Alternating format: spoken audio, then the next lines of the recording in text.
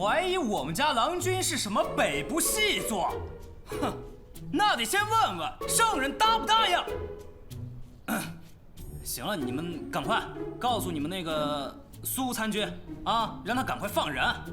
如若不然，就等着圣裁吧。水呢？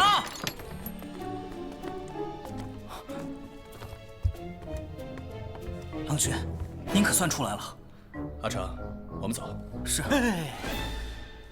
苏某已备下酒宴为裴长史压惊，还望裴长史能给我一个致歉的机会。阿成，我们回观义，焚香沐浴更衣，去身上的晦气。苏某还备了一份厚礼，望裴长史笑纳。小人带兵不严，令裴长史蒙屈受冤，实在罪该万死。只是裴长史若这么负气走了，我家参军定然不会饶了小人。裴长史大人大量，饶小人一命。裴某这刚从大狱里出来，应接不暇，怎还管得了你的死活？有这闲工夫，我还不如操心操心那几个在狱中的狱友，说不定在他们里头，也有几个人和我一样含冤受屈，正叫天天不应，叫地地不灵呢。苏某冒昧，还想请裴长史与我一同审问狱中那位小娘子。这一来，裴长史与那位小娘子有缘；二来，那位小娘子更信任裴长史。只要有裴长史在，定不会有冤案发生。对，定不会有冤案。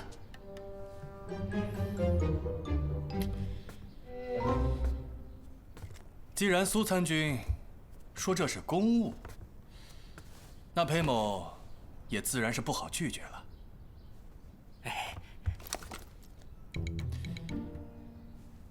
裴某此番到西州任职，正值北部作乱，的确，我也是该向苏参军好好取经，多学几招才是。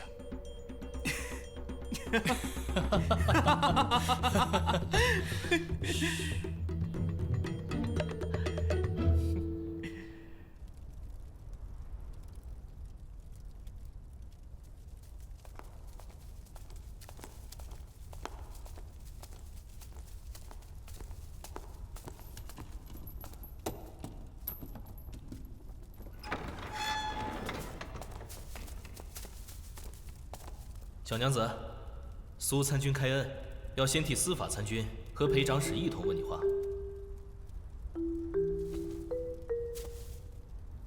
这位军爷，不知这问话是怎么个问法？不会用刑吧？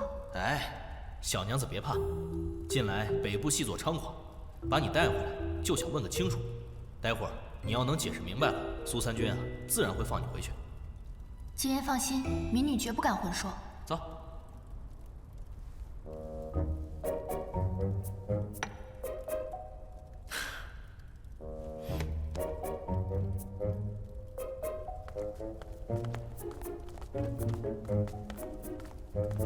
禀苏参军、裴长史，嫌犯带到。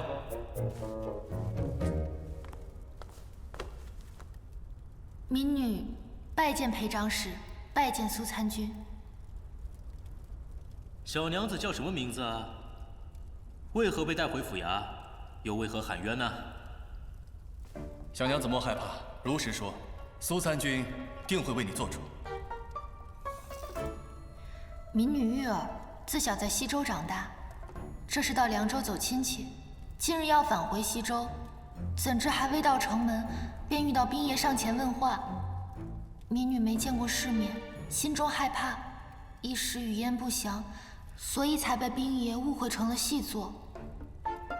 这般娇滴滴一个小娘子，独自一人拖在商队西行。你的家人呢？夫婿呢？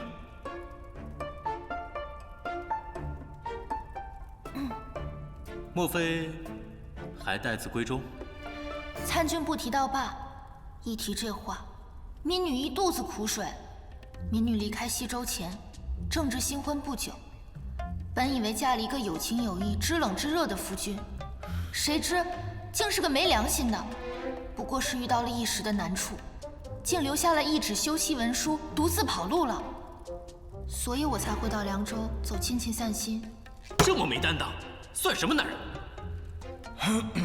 苏参军身为男子，也是这么觉得。民女还在想，或许他真的是有什么苦衷，是为了我好。他就是有天大的苦衷，也不能丢下娘子独自一人跑路吧？这般薄情寡心、没良心的夫君，要他作甚？以小娘子的美貌，再找一个知冷知热、懂得怜香惜玉的郎君，有何难呢？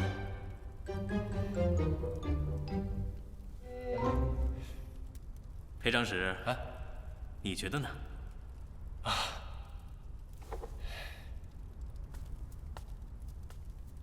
小娘子受苦了，来，先喝口茶，润润嗓子。喝完了茶，再慢慢骂。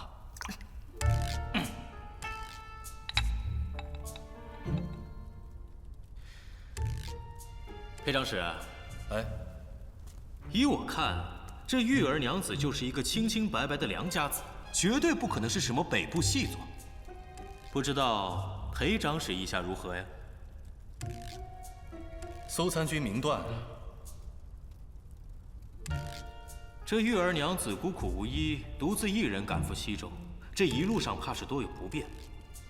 此次是你运道好，遇到我与裴长史了。那若是下次再遇到危险，又当如何呢？我看裴长史不如好人做到底，将玉儿娘子一路护送至西州，也算做了件行善积德的好事。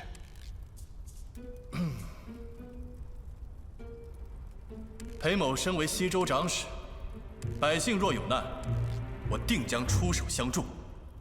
玉儿娘子只要跟在裴长史身边，日后定再无坎坷可言。不知民女是否方便与裴长史说句话？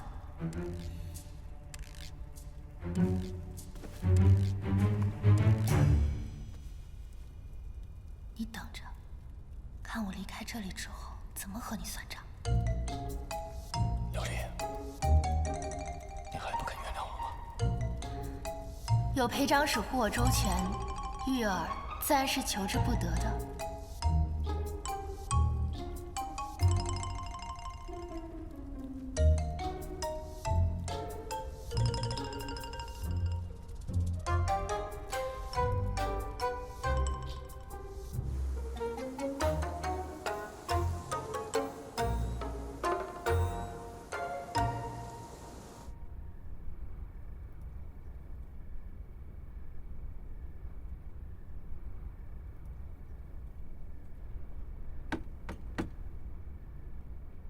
进来。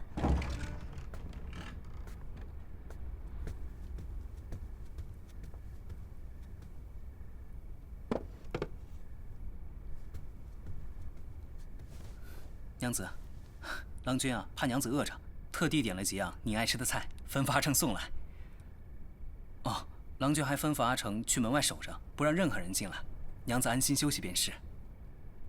阿成，守约有没有告诉你？为何要在这险地多留一宿？这郎君的脾气，您还不知道吗？那姓苏的让您受了这么大的委屈，郎君啊一定不会善罢甘休，一定啊要让他也吃些苦头，这才解气。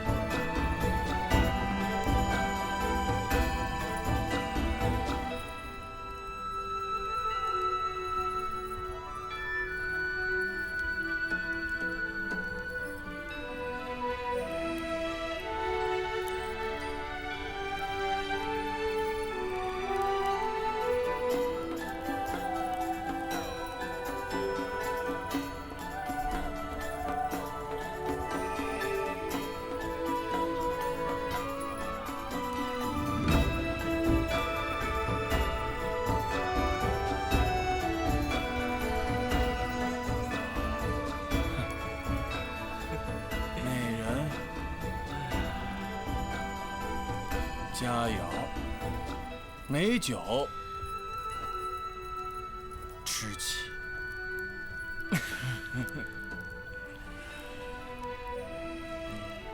南景来凉州3年，难遇一故交知己啊！裴兄深得圣人器重，日后必定是前途无量。以后还望裴兄照拂一二。人人都道我深得圣人器重，可又有几个人知道我此行西周的缘由是多么一言难尽？此话怎讲啊？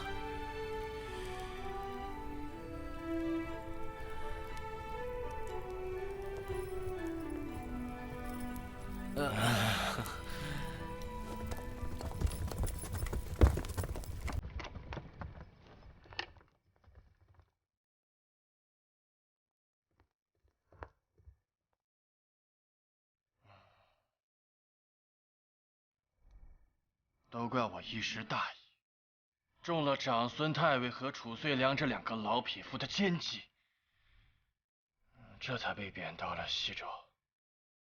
该了。南景愿闻其详，也好为裴兄出出主意啊。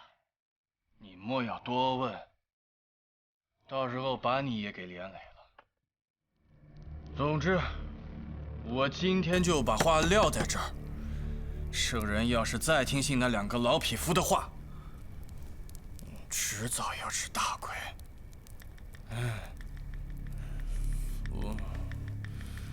我睡一会儿。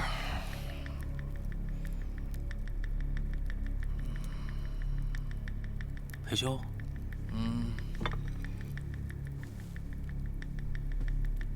裴兄，你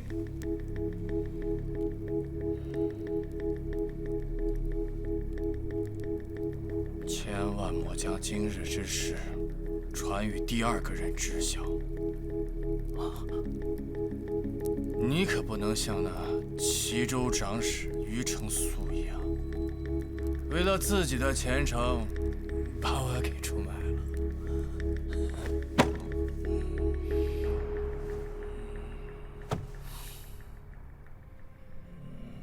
齐州长史，对呀，我怎么没想到这个法子？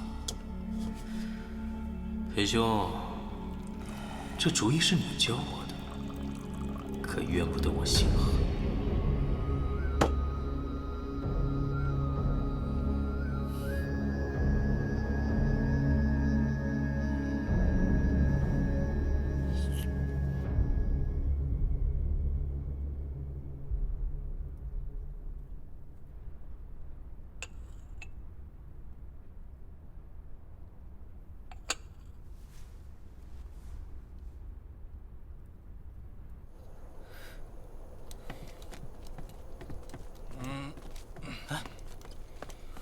喝这么多呀！哎，小心，有劳了。啊，我还能喝，真就来啊！郎君，您点的菜啊，夫人都吃完了，还在屋里给你备了解酒汤，还特地嘱咐我让我别告诉你。那你还和我说？郎君，知己知彼嘛。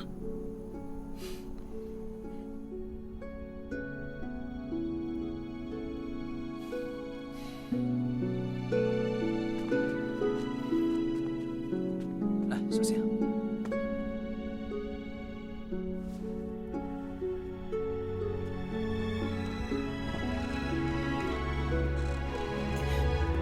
小心。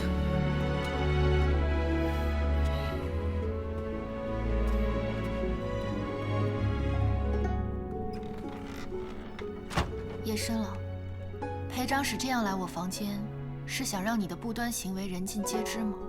人尽皆知，不正符合我养了1天的好色之人吗？况且我猜苏南锦此时正迫不及待地在写文牒，参我诋毁长孙无忌和楚相之罪，哪还顾得上我？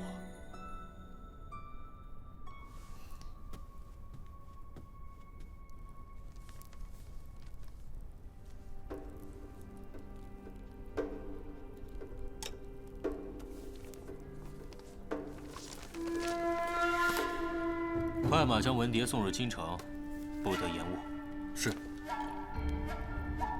大长公主那边，要不要一同汇报？再等等。杀个人哪有那么容易？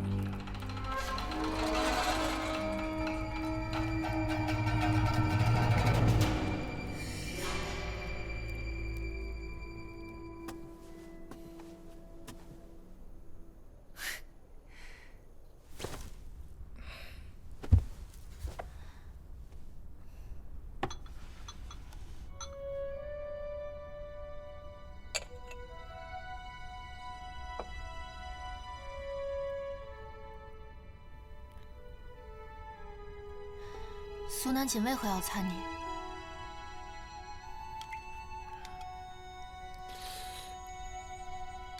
因为我方才借着酒劲，大骂了长孙无忌和楚粹良设计陷害于我，结果贬出西州。然后我借着醉意，警告了苏南锦，让他千万别学齐州长史于承素行事。齐州长史于承素，我想起来了。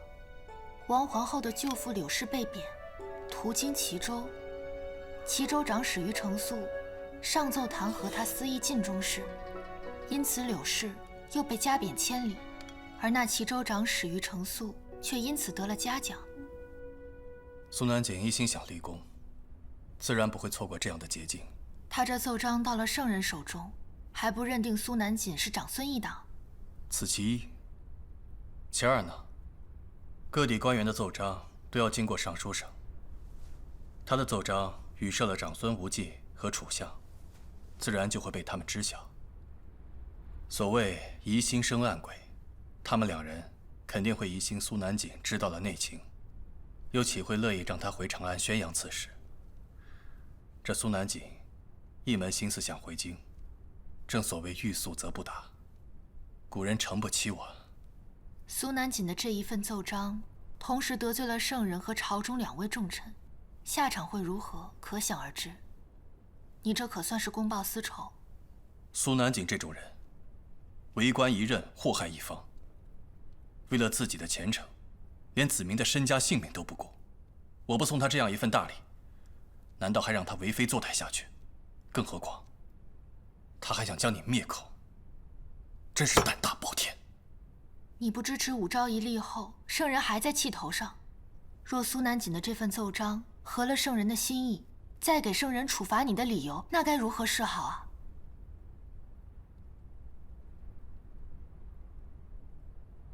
圣人是明君，对西域素来有雄心壮志。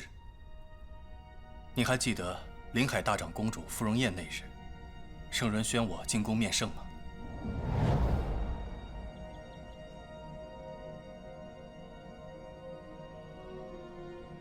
陛下厚爱臣，有意擢升臣进吏部，可臣更想去西州为例。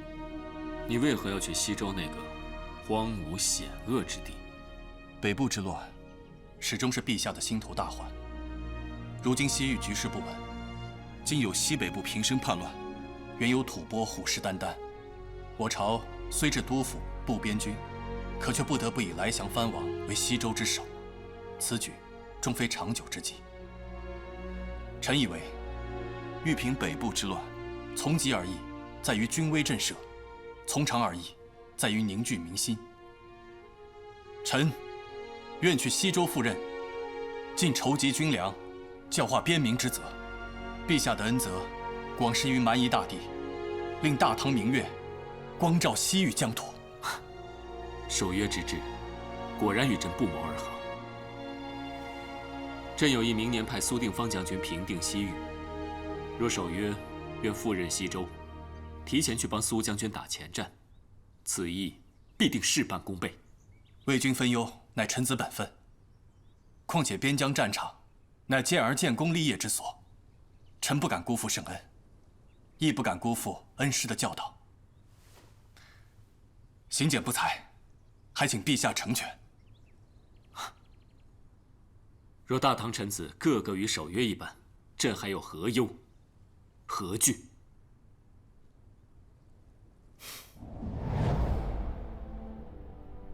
这就是你们君臣那日聊的内容。这么说，无论有无长孙无忌和褚遂良的设计陷害，你都会做这个西周长史。只是比预期更早一些动身，夫人。长孙无忌和褚遂良给了陛下一个理由，我们君臣同心，就将计就计了。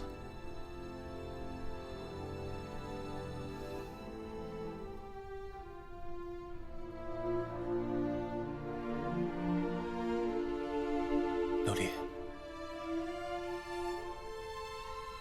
这么晚还不睡，还备了醒酒汤，你是不是担心我？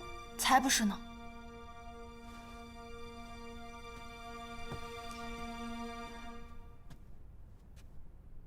醒酒汤也喝了，夜也深了，裴长史还是早些回去休息吧。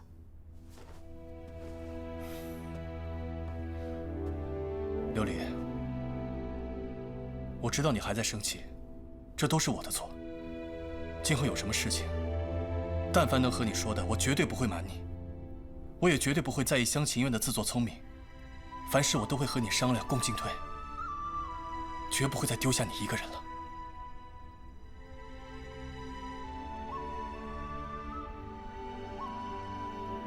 那什么是不能说的？军国大事不能外传者，他人隐私不能相告者，还有，我没有5成把握之事，说出来图乱人心者，就这3样。裴长史刚才所说，着实令我感动。只可惜，裴长史已经写下了放弃书，如今你我是陌路，再无夫妻名分。裴长史还是请回吧，有什么话明日天亮再说。放弃书？什么放弃书？你拿出来给我瞧瞧。放弃书被那狐女偷走了，我如何还拿得出来？既然没有放弃书，那你库迪琉璃就一辈子是我裴行俭的夫人。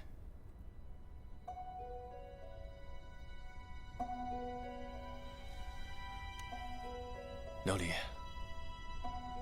今后我再也不会放手了。以前我只想你过得平安喜乐，不受到半点委屈伤害，因此才放手把你留在了长安。但是我后来才知道，我放手的那些东西，你都不曾放在眼里。我能做的事情，你能做得比我更好。琉璃，从今往后，无论遇到什么事情，走上哪条路，我都绝对不会再放手了。当初你想放便放，如今想不放就不放，你把我当什么？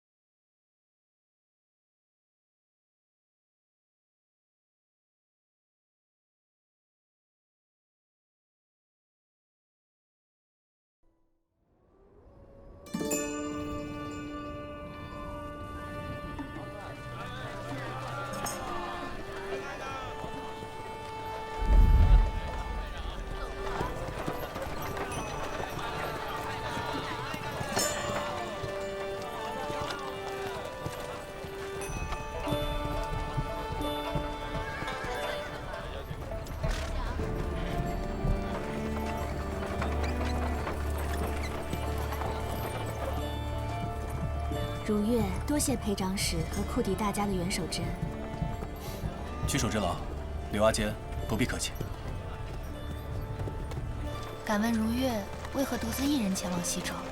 如月自幼与表兄情投意合，双方父母早早为我们定下了婚事。如月只知表兄被发配到西周充军，这次出行便是出去寻找他。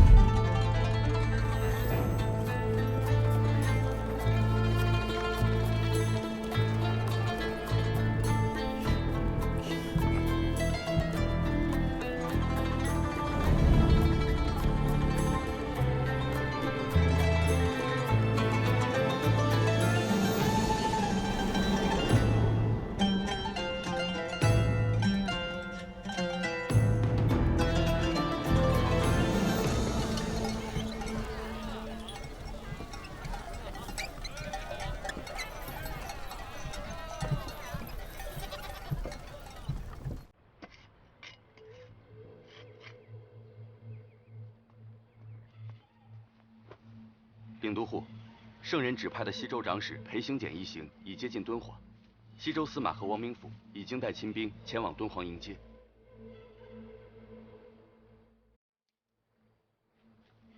行了，我知道了。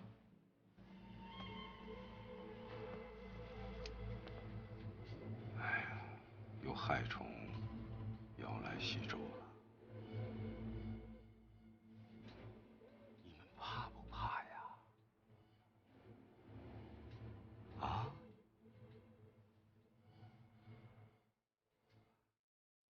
怕呀！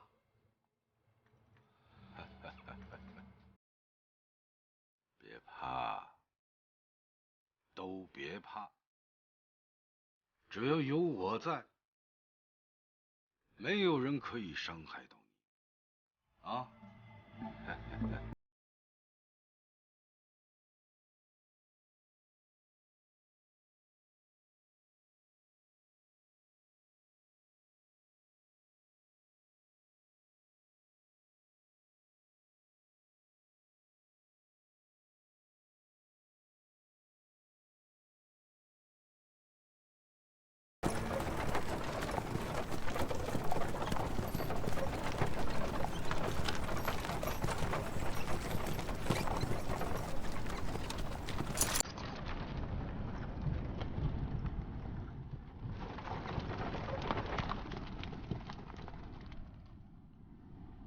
守约，是何人在吹笳？这屈司马为了迎接我们，还真是煞费苦心啊。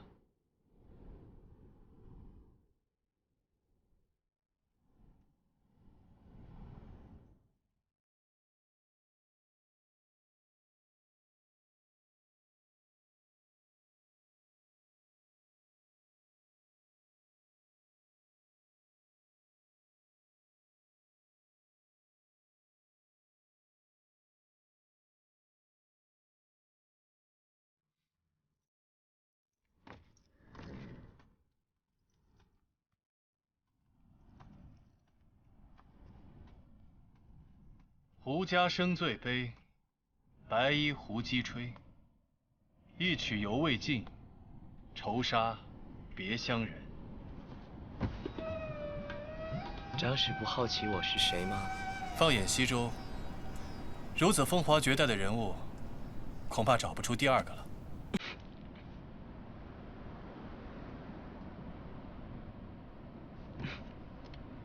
长史谬赞了。崇玉奉家父之命，特地在此迎接长史。屈都护实在是太客气了，有劳司马。我们怎么算也是一见如故。什么长史长司马短的，以后叫我玉郎，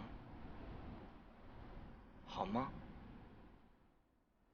司马有命，行俭不敢不从。啊，玉郎。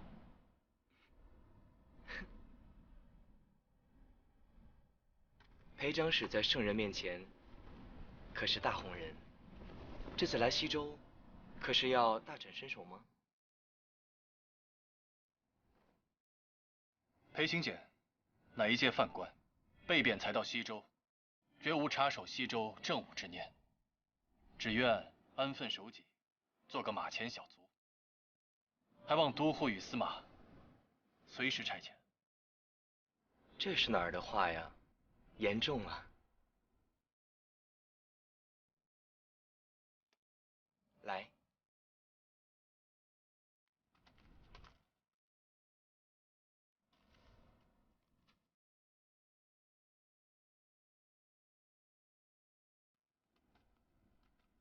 引荐一下，这是我的妹夫王君梦，如今高昌的县令。王明府见过长史。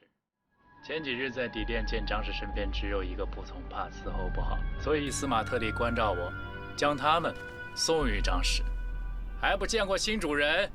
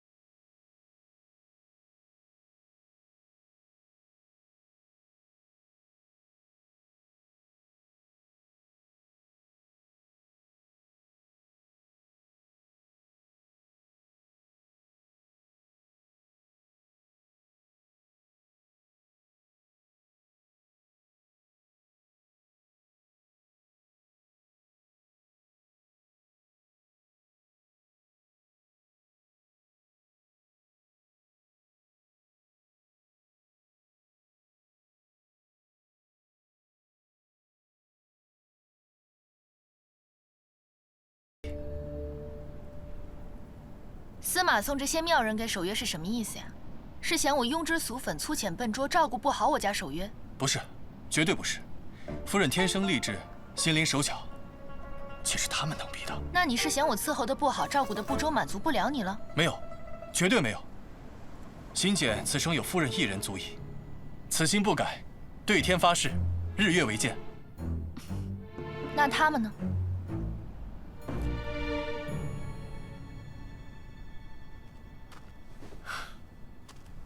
司马好意，裴某心领了。行俭已有夫人，此生别无他求。这些美人，恕行俭不能收。这就拒绝了？刚刚我可是应了司马的，你当真不后悔？绝不后悔。司马，那他们不收便算了，反正也是一番好意嘛。好意？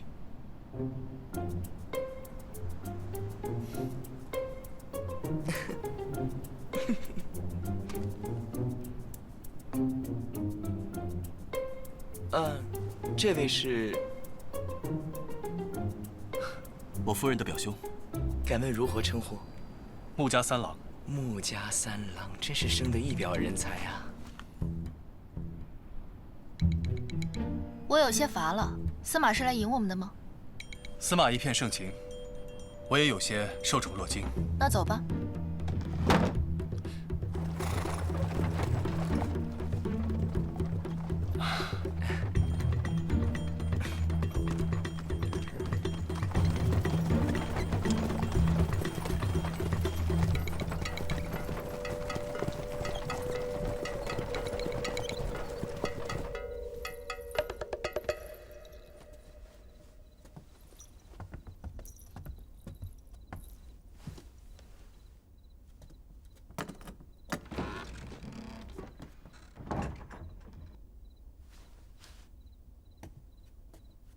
今天，这个屈重玉真是气死我了，居然当着我的面送你这些婢子。以后我定要让他好看。你还是少招惹这屈重玉为妙。此人城府极深，疑心甚重，非常危险。这世间能让我看不透的人屈指可数，但他屈重玉绝对算一个。那有什么？裴行俭我都不怕，又岂会怕他？好，你不怕，是我怕行了吧？你怕他什么呀？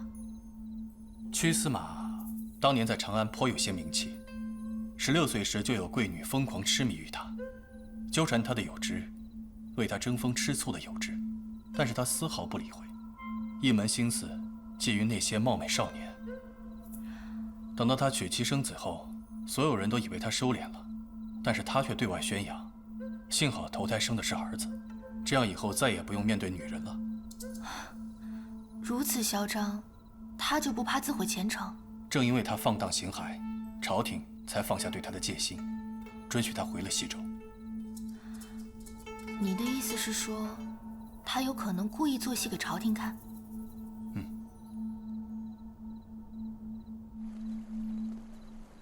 夫人，请随我这边走。这院中所有的布置皆是出自于司马之手，清幽雅致，匠心独到。最有特点的就是散布在这院中各处的热汤了。敦煌人给这个院子取了一个魂名，叫汤泉院。平日里面，就算是路过的大汗王子想要进来，也非轻易之事。这几日，为了等裴长史，更是一个闲人也未曾进来过。在这荒漠孤城造了这么所院子，你家司马还真是体恤百姓疾苦啊。哎，屈家司马若是过得不骄奢淫逸，那岂不是惹人怀疑，说我们屈家居心叵测？确有番道理。不过若心胸坦荡，又岂会怕人猜忌？夫人此言差矣。自古多少忠臣良将皆毁于小人谗臣之口，若非如此，裴长史堂堂君子，又为何来我西周呢？君梦就送到这里了。有了，王明府。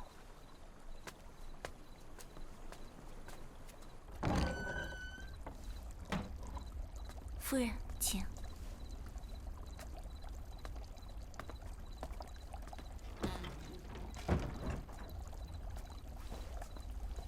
你们都下去吧，这里不用你们伺候，我想一个人静一静。是，夫人。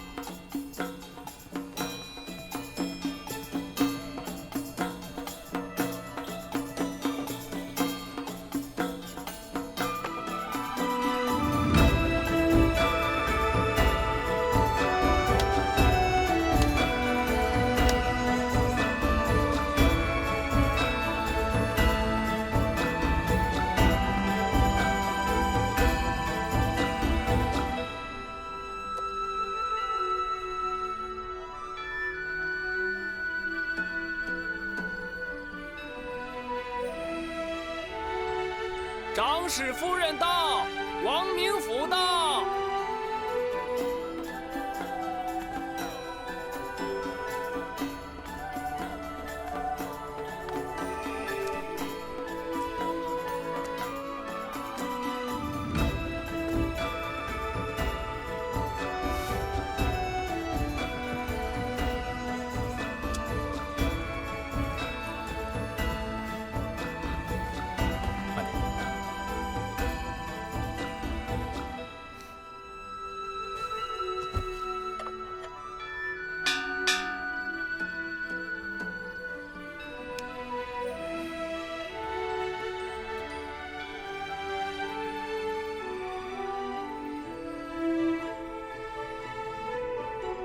这屈司马的穿着做派，真像只开了屏的孔雀。